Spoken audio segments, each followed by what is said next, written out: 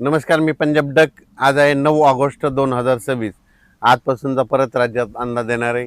राज्यामध्ये 9 ऑगस्ट, 10, 11, 12, 13च्या दरम्यान या 4 दिवसामध्ये काही काही भागामध्ये पाऊस पडणार आहे. तुरळक ठिकाणी पावसाचा अंदाज आहे, काही काही ठिकाणी जोरात पडणार आहे. म्हणून हा अंदाज सर्व शेतकऱ्यांसाठी सांगणार आहे. तर आज 9 ऑगस्टला तुम्हाला एक सांगू इच्छितो की एक भुवनेश्वरजवळ असलेला एक कमी दाबाचा पट्टा ते छत्तीसगडकडून मध्य प्रदेशकडून इकडे गुजरातकडे जात असल्यामुळं महाराष्ट्रामध्ये काय होणार आहे, नागपूर, भंडारा, गोंदिया, चंद्रपूर, वर्धा आणि त्याच्यानंतर अमरावती ह्या परिसरामध्ये काय होणार, ह्या 2-3 दिवस तिकडं पाऊस पडणार आहे.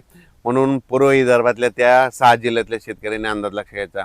म्हणजे पूर्व विदर्भामध्ये 6 जिल्ह्यामध्ये आज 9, 10, 11, 12, 13 तारखेपर्यंत पावसाचा अंदाज आहे. म्हणून हा त्यांनी शेतकऱ्यांनी अंदाज लक्षात घ्यायचा. तसेच 9, 10, 11, 12, 13च्या दरम्यान महाराष्ट्रात देखील तुम्हाला सांगू इच्छितो, मराठवाड्यात देखील परभणी जिल्हा, लातूर जिल्हा, बीड जिल्हा, जालना जिल्हा, संभाजीनगर, त्याच्यानंतर हिंगोली, नांदेड या जिल्ह्यामध्ये काय होणार आहे, खूप काय मोठा पाऊस पडणार नाही. दुपारपर्यंत ऊन पडेल, पण ह्या 4-5 दिवसामध्ये काय होणार आहे, तुरळक ठिकाणी विखुरलेल्या स्वरूपाचा पावसाचा अंदाज आहे. म्हणून परभणी, लातूर, बीड, धाराशिव, जालना, संभाजीनगर, हिंगोली ह्या शेतकऱ्यांनी अंदाज लक्षात घ्यायचा. त्याच्यानंतर राज्यात आपण उत्तर कोकणपट्टीकडे वळू. तर कोकणपट्टीकडे मात्र आज 9 ऑगस्टपासून ते 14-15 ऑगस्टपर्यंत तिकडं मात्र पाऊस सरी थोडा चालूच राहील. म्हणून हा अंदाज सर्व शेतकऱ्यांना लक्षात घ्यायचा. नाशिककडे देखील पाऊस थोडाफार चालूच राहील, सरी चालू राहील. म्हणून नाशिक जिल्ह्यातील शेतकऱ्यांना अंदाज लक्षात घ्यायचा. नंदुरबार, धुळे आणि जळगाव जिल्ह्यातल्या शेतकऱ्यांना सांगू इच्छितो की 12, 13, 14च्या दरम्यान तुमच्याकडे देखील ते कमी दाबाचा पट्टा वरतून जात असल्यामुळे गुजरातकडे जात असल्यामुळं तुमच्याकडं 12, 13 आणि 14 ऑगस्टच्या दरम्यान तिकडं तुमच्या इकडे तुरळक ठिकाणी वेगवेगळ्या भागात जोराचा पाऊस पडेल. म्हणून हा अंदाज लक्षात घ्यायचा. विहिरीला पाणी येणारा असा पाऊस सध्या तरी महाराष्ट्रात नाही. म्हणून हा अंदाज सर्व शेतकऱ्यांनी लक्षात घ्यायचा. त्याच्यानंतर इकडं अहिल्यानगरकडे देखील, अहिल्यानगरच्या सर्व जिल्ह्यात सगळीकडे जोराचा पाऊस पडणार नाही, फक्त विखुरलेल्या स्वरूपाचाच पाऊस असणार आहे. म्हणून हा अहिल्यानगरच्या संपूर्ण जिल्ह्यातल्या, तालुक्यातल्या, शहरातल्या, गावातल्या लोकांनी हा अंदाज लक्षात घ्यायचा. त्याच्यानंतर पुणे, सातारा, सांगली, सोलापूर, कोल्हापूर त्या पश्चिम महाराष्ट्रात देखील काय होणार आहे, सरीत राहणार आहे. तुरळक ठिकाणी विखुरलेल्या स्वरूपात आणखीन 4 म्हणजे 9, 10, 11, 12, 13 ऑगस्टपर्यंत पाऊस राहणार आहे.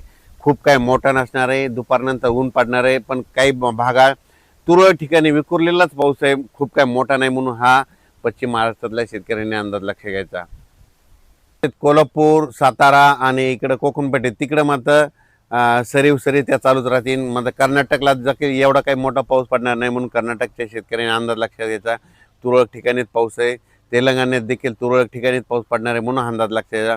फक्त एक कमी दाबाचा पट्टा भुवनेश्वरहून आपलं इकडं मध्य प्रदेशकडे जात असल्यामुळं विदर्भातच पाऊस पडणार आहे. ते पूर्व विदर्भात, मग वर्धा, नागपूर, भंडारा, गोंदिया, चंद्रपूर, त्याच्यानंतर यवतमाळचा काही भाग आणि अमरावती, त्याच्यानंतर मोर्शी, असं करत करत परतवाडा, इकडं जळगाव, जामोद, इकडं जळगाव, रावेर, धुळे, नंदुरबार ह्या पट्ट्यामध्ये जात असल्यामुळं मग ह्यामध्ये 11, 12, 13च्या दरम्यान तिकडल्या भागातच म्हणजे मध्य प्रदेशच्या बाजून महाराष्ट्र जे लगतचे जिल्हे, तालुके येतात त्या शेजारच्या तालुक्यामध्ये पाऊस पडणार आहे. म्हणून हा अंदाज लक्षात आहे.